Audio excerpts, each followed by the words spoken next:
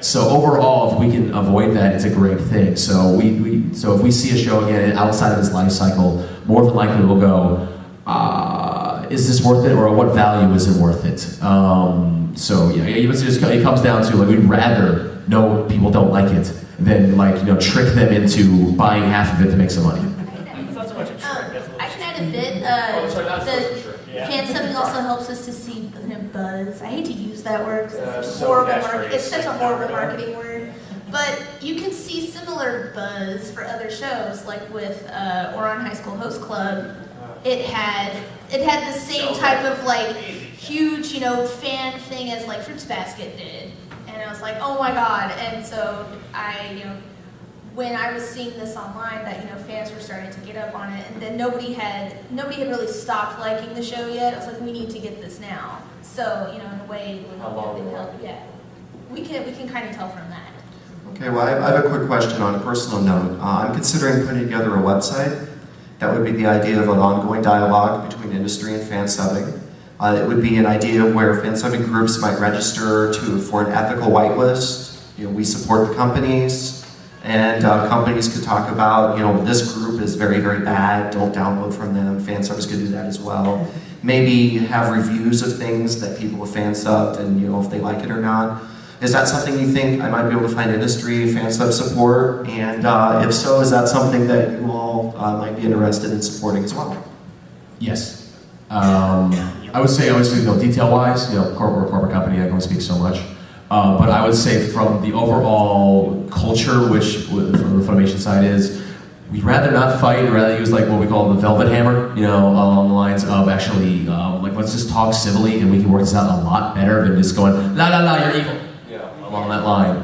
So if there is a civil way in the middle where we all can discuss and talk and make things better, quicker for everyone, yes, please. In the end, we all just like anime. Yeah, we're all fans, we're doing this because we love this stuff, we just have to get paid for it. Yeah, from our perspective, we'd love something like that, because I think we've established there's kind of a difference between speed subbers and fan subbers who are doing it for the love of it. And so if the people who are doing it more for the love of it get some legitimacy out of the industry, you can hope to try and kill the speed subbers more, because I think it's common knowledge people as a mass are impatient, so they just go to speed subbers for the heck of it, because they get them the fastest. And so if you can help marginalize them at all, you can help try and support the industry even more that way. Okay, what about, I don't have time for individual questions or comments, unfortunately. Just a quick show of hands if we had something like that, just for dialogue, a place to go to make sure the fan sub you're thinking of checking out is from an ethical group. Would you support that? Pass it on word of mouth?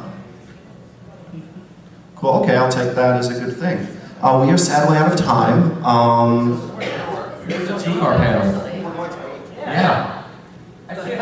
We are not out of time. I was like, wow, we're flying through. Does she have a secret page I don't know?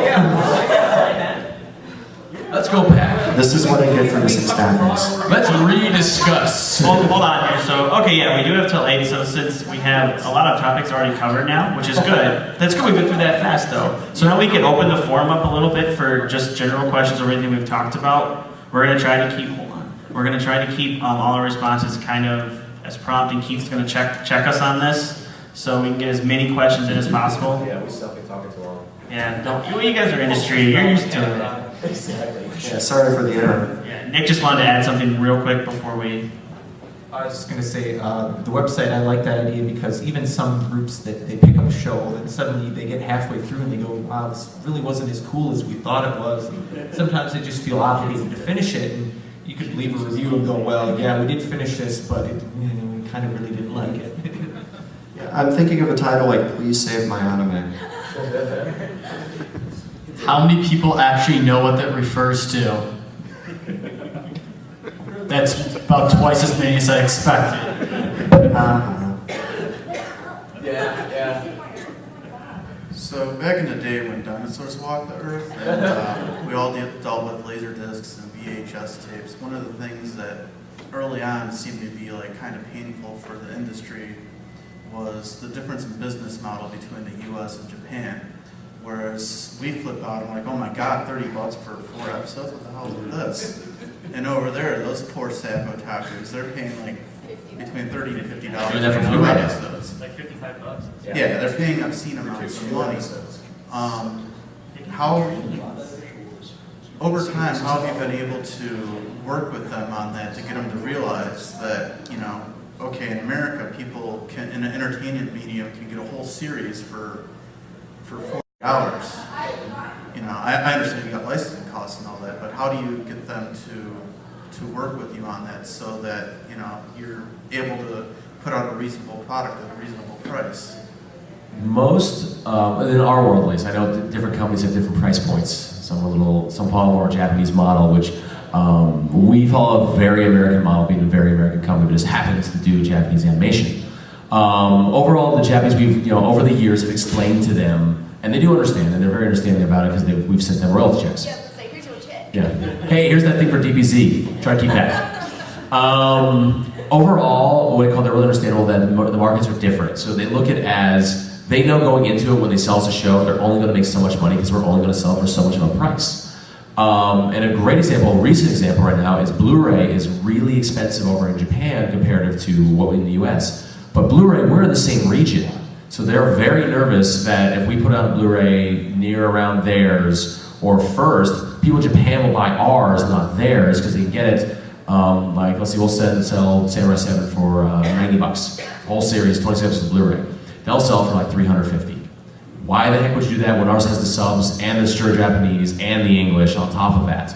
So they'll normally go to us and go, we will give you the Blu-ray rights, but you have to release it like 6 months after our Blu-ray release. So there's, you know, there will be some, you know, what we call reverse importation, but it's minimalized because most of our fans will, you know, they don't want to wait the 6 months. And if they do, well, that fan we can't be because they'll wait 2 years for it. So, you know, this is find the happy window of it.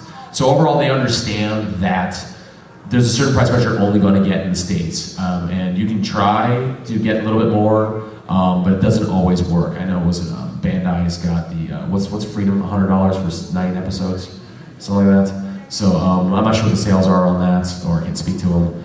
But Gunbuster, yeah, great stuff. I'd love to buy it, but that's a little pricey.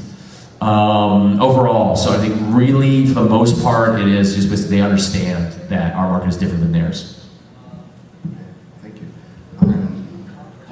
I just say that, yeah, the two markets are fundamentally different because in Japan, they market the DVDs to, you know, 20-plus-year-old otakus, and then they also have all these, you know, figurines and you know, bed pillows and all sorts of other weird stuff that makes them a lot more money than basically their DVD sales, whereas in the US, all they have to go on is selling the DVDs, and they're selling it to, you know, 15-year-olds who have much more limited income.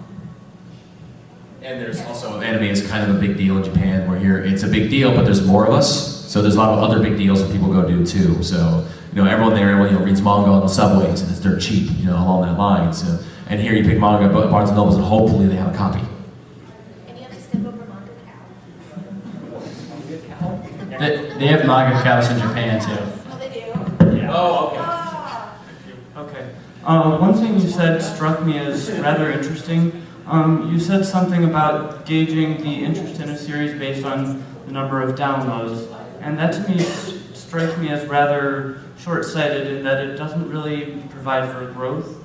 And so I guess my question is, how do you sort of gauge that in terms of how fast do you see the market growing, and what are you trying to do outside of coming to these things? I'm sorry, can you ask me the first part of the question? It was a little noisy. I just didn't hear the first part. Okay, I'm sorry.